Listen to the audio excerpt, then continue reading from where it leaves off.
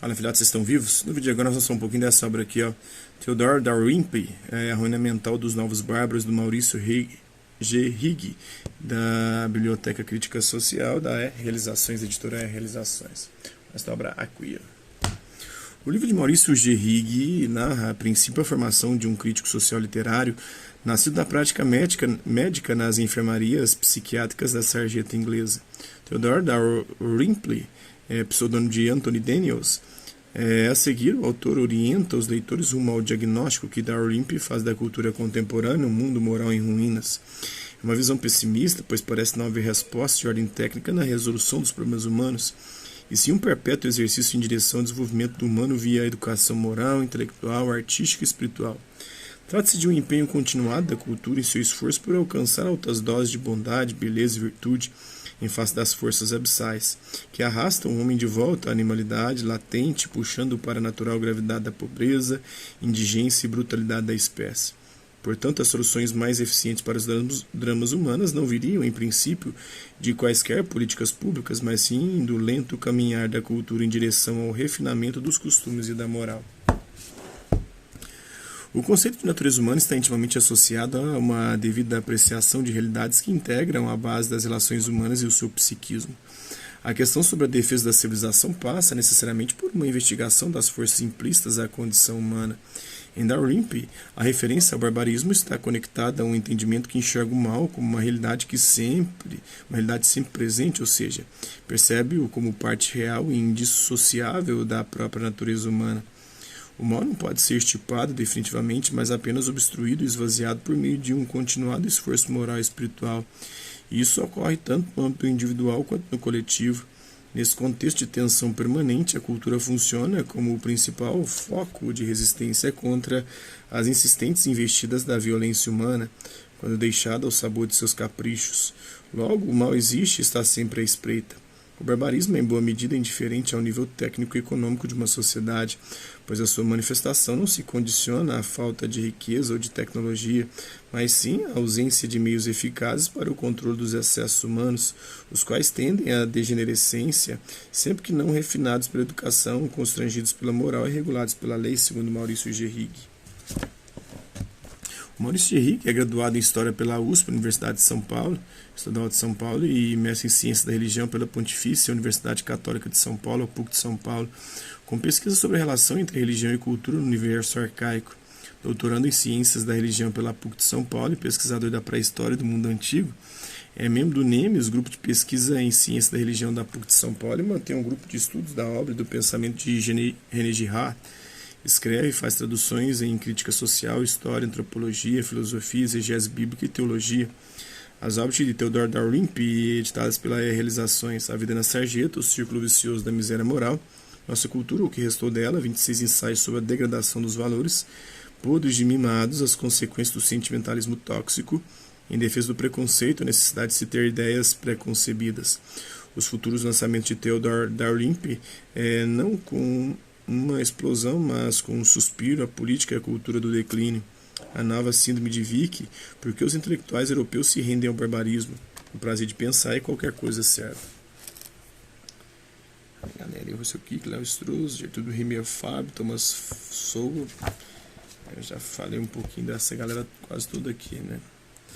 Prefácio, Sofrimento e o Caráter como ferramenta de crítica social. O trabalho de Higg se abre com uma breve história de como Anthony Daniels se transformou no autor largamente conhecido Theodore Dalrymple e seu pseudônimo. A intenção de Higg não é elaborar uma história psicológica, mas sim acompanhar o processo por meio do qual um médico inglês com experiência essencialmente prática, regressa da classe trabalhadora inglesa, do working class, como se diz no Reino Unido, constituiu-se no expressivo herdeiro de uma tradição que data do crítico britânico clássico Dr. Johnson, o poeta ensaísta Samuel Johnson, do século XVIII. O livro de Higg é de início uma biografia intelectual que narra a formação de um crítico social literário, logo o seu forte caráter de erudição bibliográfica.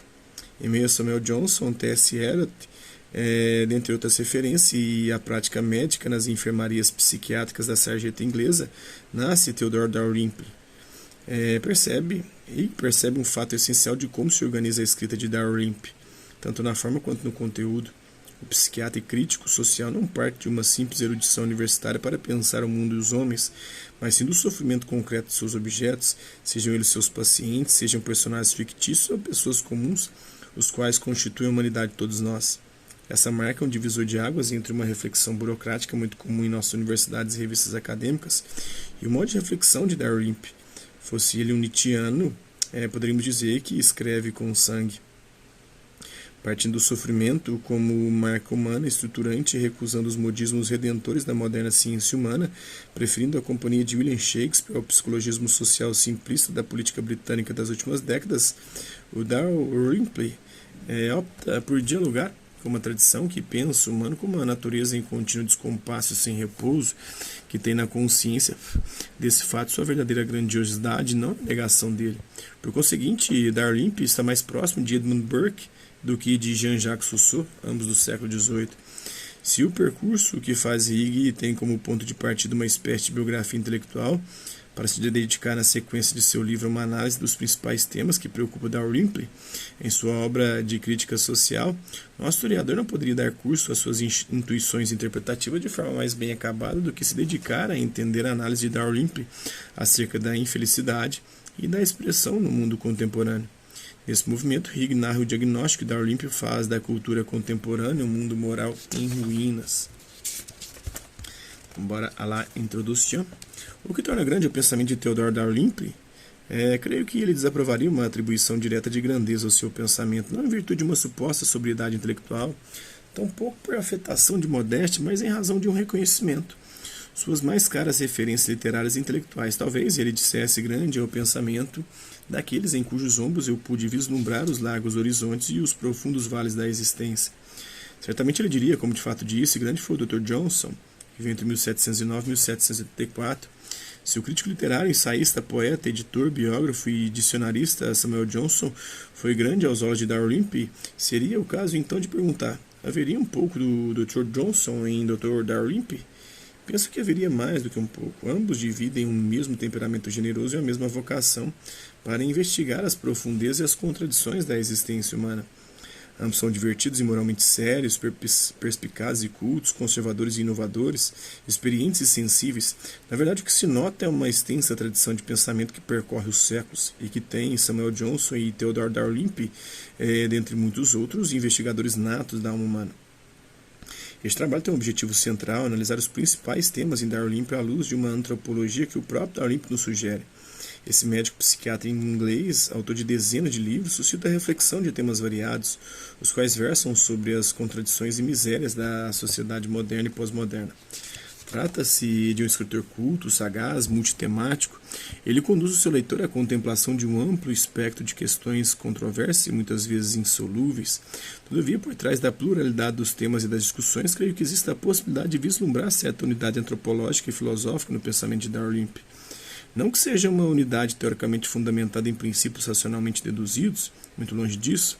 No entanto, existe nesse pensamento uma visão de fundo, ao mesmo tempo meta-histórica e meta-poética, na qual é possível articular os diversos temas aos pressupostos de uma antiga sabedoria sobre o homem. Assim temos em seu pensamento uma visão organizadora sobre a condição humana. Dalrymple nos oferece uma antropologia que tem na literatura universal, na sabedoria do senso comum e na experiência pessoal que ele próprio viu como médico os seus principais pontos de apoio. Por trás do comportamento e da conduta das pessoas há sempre uma morada de ideias, um universo mental no qual valores, símbolos, práticas, instituições e ideias estabelecem os seus assentamentos. Em seu conjunto, esses elementos organizam as culturas e as sociedades.